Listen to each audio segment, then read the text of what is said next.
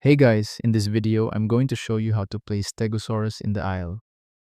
Stegosaurus is a powerful herbivore with strong defensive capabilities. Once you spawn in, the most important part of the game is to survive and grow your dinosaur. Remember to manage your stamina carefully. Open your dinosaur status by pressing Tab on your keyboard. From here, you can see your diet. Since there's no map available in-game, click the asset location shown in this tab. Then open your browser and search for aislemaps.com. Here, you can paste your coordinates to see where you spawned.